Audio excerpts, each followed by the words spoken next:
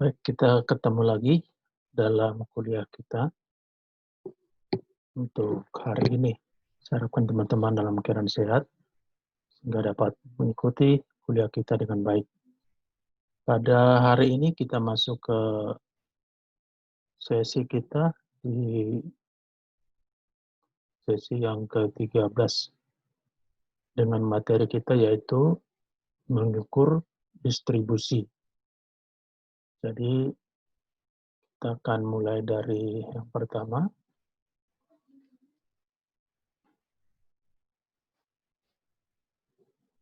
Dari mengukur distribusi.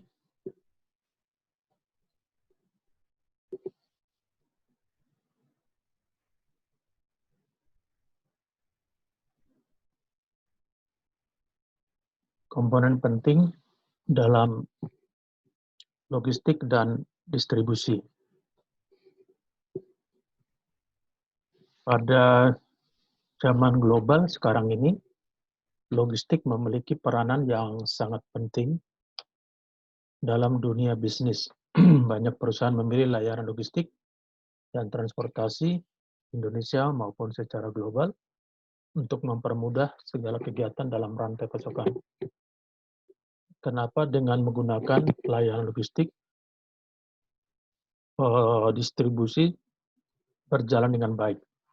Tentu karena memang logistik itu sangat ahli di bidang distribusi dan juga transportasi. Kalau pabrik yang melakukan juga logistik dan transportasi, tentu mereka juga akan terlalu besar skopnya, padahal mereka kan seharusnya lebih fokus kepada produksi dan menjual.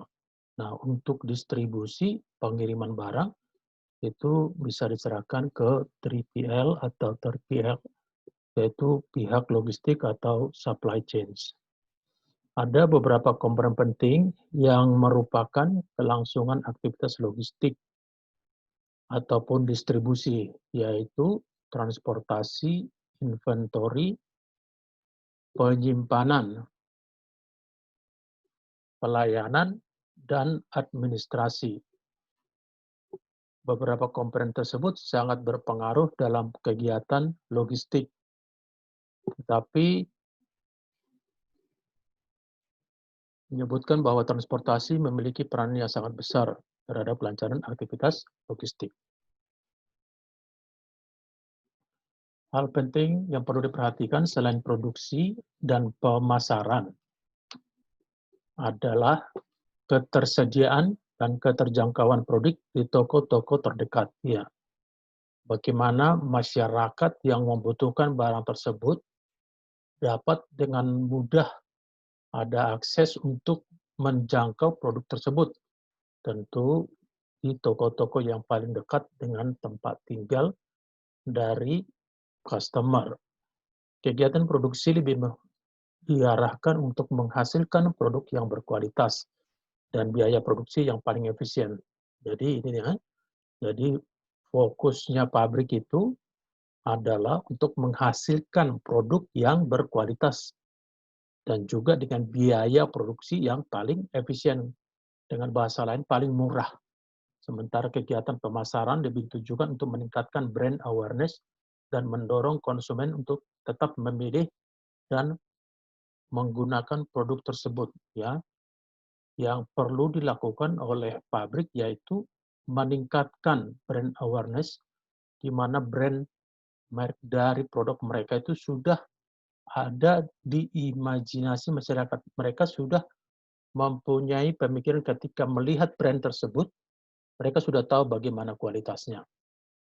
Dan tetap mendorong agar customer menjadi customer yang setia.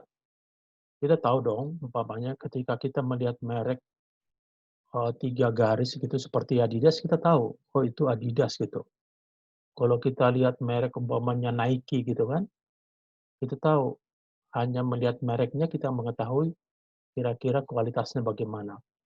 Ketika melihat merek mobil Daihatsu, terus kita komparasi atau perbandingkan dengan merek mobil Mercedes-Benz, Hanya melihat mereknya kita tahu bagaimana kualitas produknya gitu. Itu yang disebut dengan brand awareness gitu.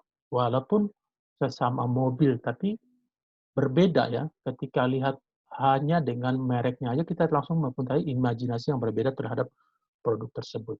Itu yang disebut dengan brand awareness. Dan ketika brand itu sudah melekat di hati atau di pikiran dari konsumen, nah dia sudah menjadi konsumen yang setia. Itulah yang perlu ditanamkan oleh perusahaan terhadap customer-nya. Kemudian di sini diteruskan menjamin ketersediaan produk di pasar merupakan sasaran penting dari sistem distribusi. Perusahaan dapat mengembangkan sistem saluran distribusi sesuai karakteristik produk dan segmen pasar ya. Jadi perlu tersedia produk tersebut. Tapi memang kadang-kadang ada juga orang saking setianya ya, walaupun di pasar di dekat rumahnya mungkin tidak ada barang tersebut, tapi saking dia sangat mengidolakan suatu produk, dia bisa mencari kemana. Sempat dia menjadi seperti sangat fanatik dengan satu brand ya. Keberadaan saluran distribusi ini semestinya bukan sekedar dipandang sebagai sarana penjualan. Sejatinya jaringan distribusi menjadi pintu terdepan, menjadi gate dia, menjadi gerbang dalam membangun customer engagement. Melalui saluran-saluran distribusi ini, brand bisa menggali anxiety and desire konsumen. Jadi ini maksudnya bahwa jaringan distribusi itu menjadi hal yang sangat penting dalam memasarkan produk. Walaupun produknya terkenal, produknya dikenal, tapi ketika sulit ditemukan produk tersebut di pasar, ya tentu masyarakat akan beralih ke produk yang lain. Dari itu perlunya peran dari distributor, dari logistik 3PL untuk mengirimkan barang tepat pada waktunya, tepat pada saat dibutuhkan oleh konsumen dan berada dekat dengan konsumen. Kemudian dalam saluran distribusi fisik produk kita mengenal pergerakan produk ya. Tentu kalau pergerakan produk itu yang kita pernah bicarakan mulai dari hulu sampai hilir atau dari upstream sampai downstream. Produk mulai dari pemasok, manufaktur, dealer, retailer, dan akhirnya sampai ke konsumen akhir. Sementara saluran pembayaran ini terbalik ya, lihat ya. Kalau tadi saluran distribusi berasal dari mulai dari pemasok, dari dari upstream, terus ke manufaktur dari pabrik nanti masuk ke dealer, dari dealer ke retailer atau ke pedagang eceran, dan akhirnya sampai ke konsumen akhir. Nah, kebalikannya dari pembayaran itu bagaimana? Ya tentu dari pembeli akhir kan itu pembayaran.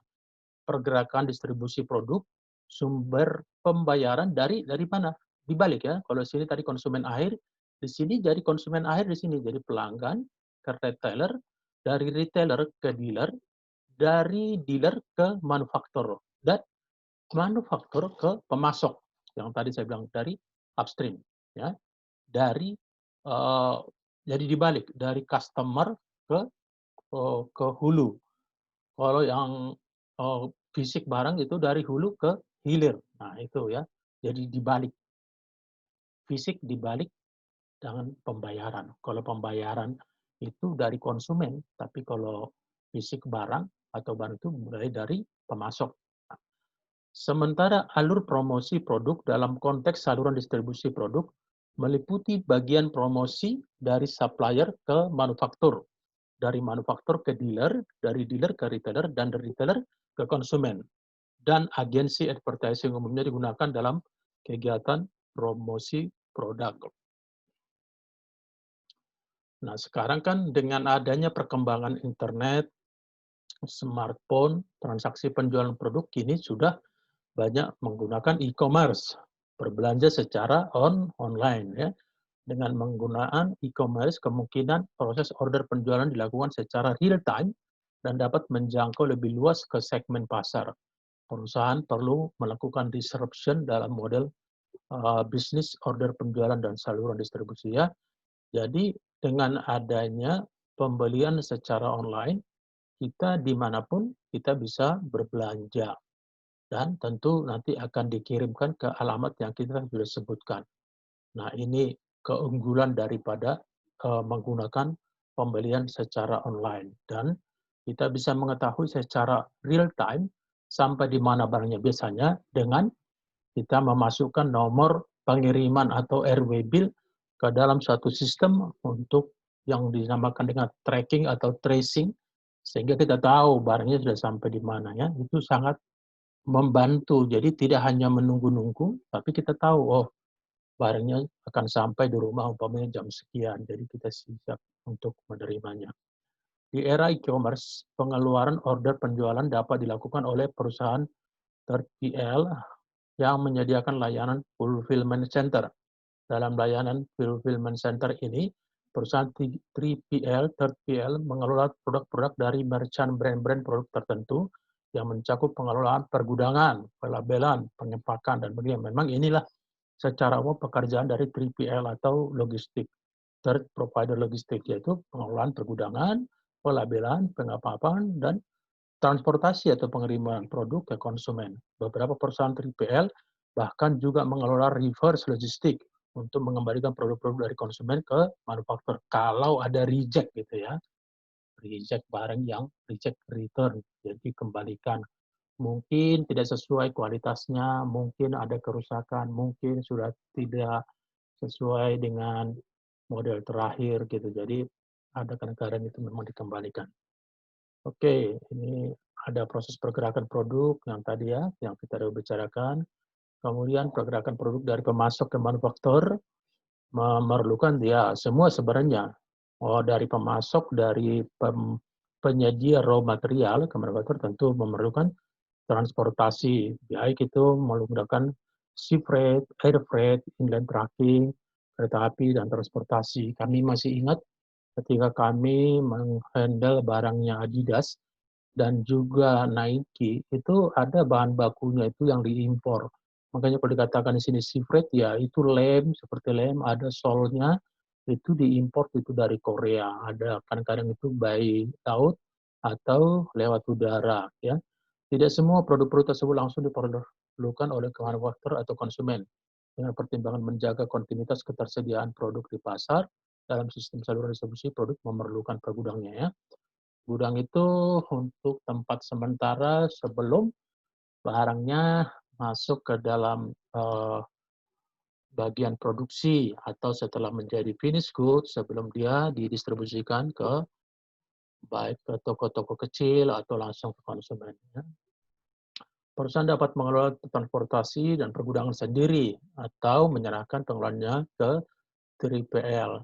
Saat ini perusahaan 3PL telah menyediakan layanan logistik terintegrasi untuk mengelola distribusi produk secara efektif dan biaya yang paling efisien. Ya, kadang-kadang walaupun pabrik mengerjakan sendiri umpamanya untuk logistik ya, tapi kadang itu lebih mahal daripada yang dilakukan oleh freight provider atau logistik. Kenapa?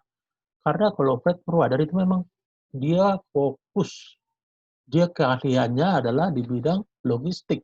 Sehingga dia akan membuat kontrak contohnya kepada airline atau kepada penerbangan atau kepada carrier atau shipping line, dia buat kontrak dalam jangka waktu dalam setahun contohnya. Dalam setahun kita akan menggunakan pelayaran contohnya evergreen. Karena ada kontrak dalam setahun, tentu harga itu dibuat lebih murah. Biasanya kan kalau kita membeli satu lusin dengan satu pieces kan berbeda harganya. Atau kalau kita beli satu bal dengan satu lusin kan berbeda. Kadang kalau dalam volume yang besar, kita mendapatkan diskon sama dengan ini. Ketika kita buat kontrak setahun, itu kita bisa estimasi dalam setahun itu kita kirim kira-kira berapa ribu tius, berapa ribu kontainer, sehingga dikasih harga yang lebih murah ya. Penggunaan teknologi informasi dan komunikasi dalam bentuk Transportation Management System (TMS), Warehouse Management System (WMS), Fleet Management System (FMS), dan memungkinkan perusahaan 3PL dapat mengelola distribusi produk dengan solusi supply. Ini sebenarnya TMS, WMS, dan PMS ini hanya informasi mengenai data-data barang kita. Umpamanya barang ada berapa di gudang, sisa udah dikirim berapa, atau barang udah sampai di mana. Kalau lewat truk udah ada GPS yang kita tahu di mana sampai barangnya, itu maksudnya. Apalagi FMS ini, Fleet Management System. semua ketahuan status barang. Ketika kita cek dalam satu tracking and trace, kita tahu, oh, nomor kontainer sekian, barangnya ini, dalam truk ini, dan lain-lainnya. Oke, terus solusi SCM, Supply Chain Management, dalam pengelolaan saluran distribusi memungkinkan perusahaan dapat mengintegrasikan perencanaan permintaan produk dari pelanggan, pengelolaan inventory, proses produksi, dan pengintegrasian pasokan material dari pemasok untuk menjamin pemenuhan order penjualan secara tepat waktu dan ketersediaan produk dan stok barang di setiap saluran distribusi. Di sini ya, perusahaan juga perlu melakukan seleksi terhadap freight forwarder, terhadap 3PL. Seleksi karena banyak juga freight forwarder yang servisnya tidak bagus ya. Ada yang servisnya bagus, beda ya.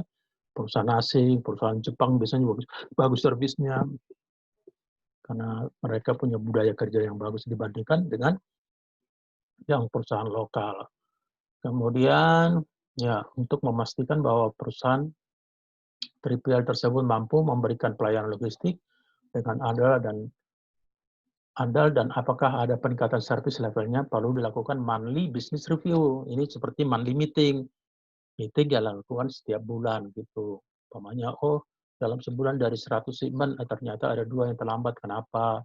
Terus besoknya gimana memperbaikinya? Oh ternyata invoice-nya belum dikirim, kenapa? Nah harus dilihat semua, dievaluasi dari step by step sehingga kita tahu oh penyakitnya di sini, kelambatan di sini, dan kita harus perbaiki. Nanti bulan berikutnya kita meeting lagi dari kesalahan 2 yang mungkin jadi kesalahan 1, dari kesalahan 1 mungkin tidak ada kesalahan. Jangan sampai dari kesalahan 2 malah jadi 4, itu tidak ada perbaikan, malah jadi kemunduran ya.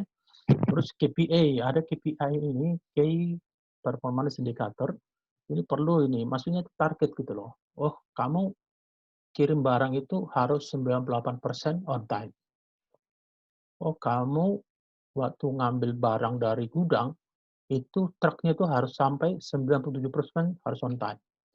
Itu namanya KPI. Pokoknya anak-anak mahasiswa, oh orang tua kasih KPI, kamu KPI-nya nilai dari manajemen distribusi mesti A, itu KPI. Ketika kamu jadi B, berarti ada yang harus diperbaiki. Itu maksudnya ada KPI, ada targetnya, ada target. Oke. Kemudian ya kolaborasi, ya benar ya. Semua memerlukan kolaborasi. Ketika ada kolaborasi antara 3PL dengan pemilik perusahaan, itu akan berjalan dengan lebih baik. Oke, sampai di sini pertemuan kita. Bila ada pertanyaan, tolong di WA sehingga kita bisa bahas secara bersama-sama. Baik, sampai di sini pertemuan kita. Saya ucapkan terima kasih dan semoga kita dalam keadaan sehat dalam perlindungan Tuhan Yang Maha Esa. Selamat sampai bertemu kembali di minggu yang akan datang. Terima kasih.